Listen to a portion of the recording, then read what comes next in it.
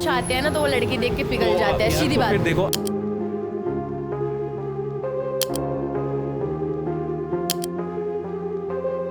भगवान को लेकर दुनिया के अलग अलग देशों की अपनी अपनी मान्यताएं और परंपराएं हैं।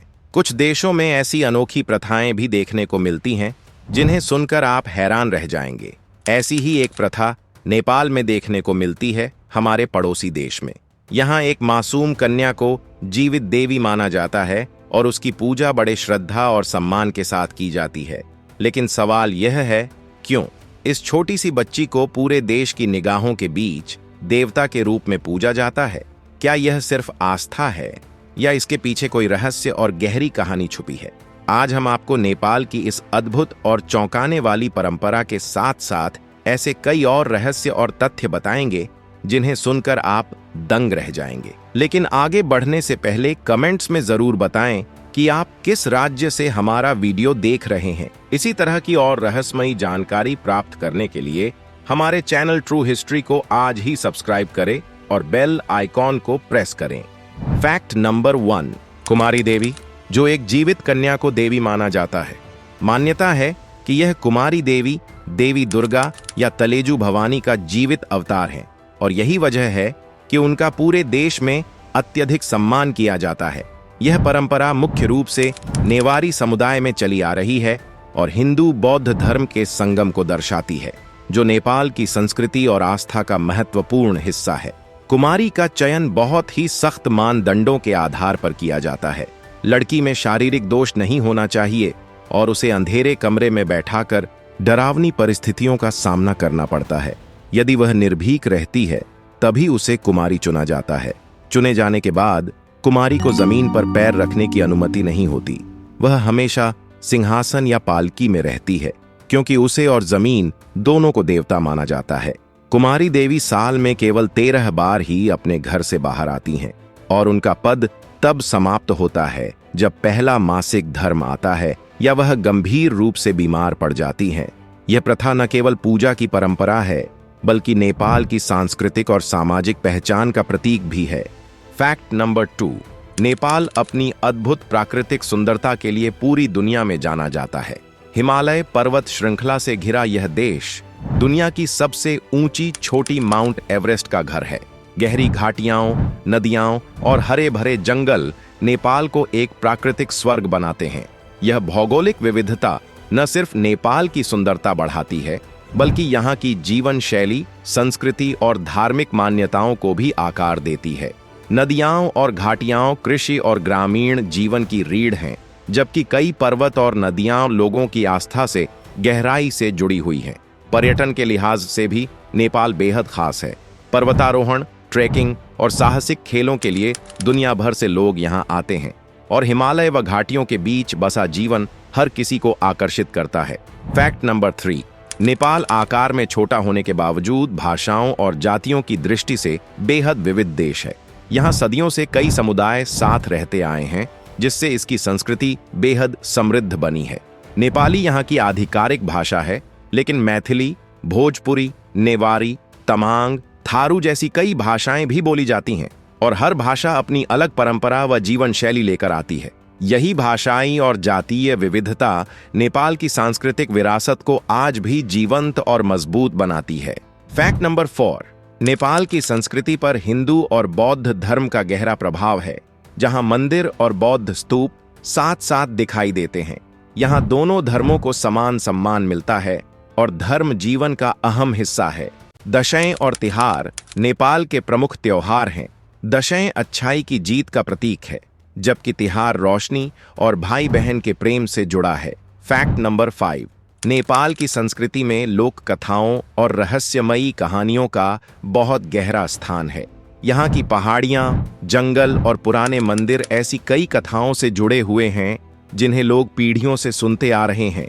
माना जाता है कि कई पर्वत, झीलें और स्थान किसी न किसी देवी देवता या पौराणिक कथा से जुड़े हुए हैं। उदाहरण के तौर पर कुछ जगहों को देवताओं का निवास माना जाता है, तो कहीं राक्षसों और आत्माओं से जुड़ी कहानियां प्रचलित हैं। इन लोक कथाओं का असर आज भी लोगों की सोच और आस्था पर दिखाई देता है। गांवों में बुजुर्ग आज भी बच्चों को ये कहानियां सुनाते हैं ताकि परंपराएं जीवित रह सकें। कई त्योहार और धार्मिक अनुष्ठान भी इन्हीं कथाओं पर आधारित होते हैं। नेपाल के लोगों के लिए ये मिथ्स सिर्फ कहानियां नहीं हैं, बल्कि उनके विश्वास और जीवन का हिस्सा है। फैक्ट नंबर 6, नेपाल में कुंवारी कन्या के अलावा भी कई ऐसी अनोखी प्रथाएं और रिचुअल्स हैं जो इसे दुनिया के अन्य देशों से अलग बनाती हैं। कुछ रिचुअल्स ऐसे हैं जो सिर्फ खास समुदायों या क्षेत्रों तक सीमित हैं और वही उनकी पहचान बन जाते हैं। नेपाल के पारंपरिक नृत्य जैसे लाखे नृत्य, मारुनी डांस और अन्य लोक नृत्य धार्मिक और सांस्कृतिक उत्सवों का अहम हिस्सा होते हैं। इन नृत्यों के जरिए लोग अपनी भावनाएं, मान्यताएं और इतिहास को दर्शाते हैं। इसके अलावा कई ऐसे लोक उत्सव भी होते हैं जो कृषि, मौसम और प्राकृतिक बदलावों से जुड़े होते हैं। इन सभी प्रथाओं और रिचुअल्स के कारण नेपाल की संस्कृति बेहद अनोखी और जीवंत नजर आती है। यही परंपराएं नेपाल को सिर्फ एक देश नहीं, बल्कि एक गहरी सांस्कृतिक पहचान देती हैं जो हर देखने और सुनने वाले को आकर्षित करती है। फैक्ट नंबर 7, नेपाल की जिंदगी का असली रंग उसके गांवों और स्थानीय समाज में देखने को मिलता है। यहाँ आज भी बड़ी आबादी ग्रामीण इलाकों में रहती है, जहाँ लोग खेती, पशुपालन और प्रकृति पर आधारित जीवन जीते हैं। नेपाल के लोग प्रकृति को केवल संसाधन नहीं, बल्कि पूजनीय मानते हैं। पहाड़, नदियां, जंगल और जमीन सबका धार्मिक और सांस्कृतिक महत्व है। परिवार और समुदाय नेपाल की सामाजिक संरचना का मजबूत आधार है। लोग एक दूसरे के सुख दुख में साथ खड़े रहते हैं और सामूहिक रूप से त्योहार और रिचुअल्स मनाते हैं। स्थानीय मान्यताएं लोगों के रोजमर्रा के फैसलों को भी प्रभावित करती हैं, चाहे वह खेती का समय हो या किसी शुभ कार्य की शुरुआत। संस्कृति और प्रकृति का यह गहरा संबंध नेपाल की जीवन शैली को संतुलित बनाता है। लोग प्रकृति का सम्मान करना सीखते हैं और यही सोच पर्यावरण संरक्षण में भी मदद करती है। इस तरह नेपाल में संस्कृति और प्रकृति मिलकर लोगों के जीवन को दिशा देती है। फैक्ट नंबर 8, आज का नेपाल तेजी से आधुनिकता और ग्लोबलाइजेशन की ओर बढ़ रहा है। पर्यटन ने देश की अर्थव्यवस्था और पहचान को अंतर्राष्ट्रीय स्तर पर मजबूत किया है। हिमालय, ट्रैकिंग रूट्स और धार्मिक स्थल देखने के लिए दुनिया भर से लोग नेपाल आते हैं।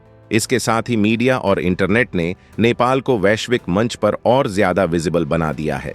हालांकि आधुनिक लाइफस्टाइल के साथ एक चुनौती भी है, परंपरा और बदलाव के बीच संतुलन बनाए रखना। शहरों में युवा वर्ग आधुनिक सोच, फैशन और तकनीक को अपनाता दिखता है, जबकि ग्रामीण इलाकों में आज भी पारंपरिक जीवन शैली कायम है। सोशल मीडिया ने नेपाल की संस्कृति, त्योहारों और परंपराओं को दुनिया तक पहुंचाया है। इससे अंतर्राष्ट्रीय पहचान तो बढ़ी है, लेकिन साथ ही यह सवाल भी खड़ा होता है कि क्या परंपराएं अपने असली रूप में बच पाएंगी। यही संघर्ष आधुनिक नेपाल की सबसे बड़ी पहचान बनता जा रहा है। नेपाल सिर्फ संस्कृति ही नहीं, बल्कि कई रोचक तथ्यों और रिकॉर्ड्स के लिए भी जाना जाता है। दुनिया की सबसे ऊंची चोटी माउंट एवरेस्ट यहीं स्थित है और आकार में छोटा होने के बावजूद नेपाल प्राकृतिक विविधता से भरपूर है, जहां हिमालय, जंगल और मैदान कुछ ही दूरी पर दिखाई देते हैं। यही नहीं, नेपाल एकमात्र ऐसा देश है जिसका राष्ट्रीय ध्वज आयताकार नहीं है, जो इसे और भी खास बनाता है। नेपाल केवल एक पड़ोसी देश नहीं, बल्कि संस्कृति, आस्था और प्रकृति का अनोखा संगम है। कुंवारी कन्या जैसी परंपराओं से लेकर हिमालय की ऊंचाइयों तक यह देश सिखाता है कि परंपराएं और विकास एक साथ चल सकते हैं, और यही नेपाल की सबसे बड़ी ताकत है। अब आपकी बारी है। आपको नेपाल का कौन सा फैक्ट सबसे ज्यादा हैरान करने वाला लगा? नीचे कमेंट्स में जरूर बताइए। अगर आपको यह कंटेंट पसंद आया हो तो लाइक करें, शेयर करें और चैनल को सब्सक्राइब करना बिल्कुल ना भूलें। जय हिंद।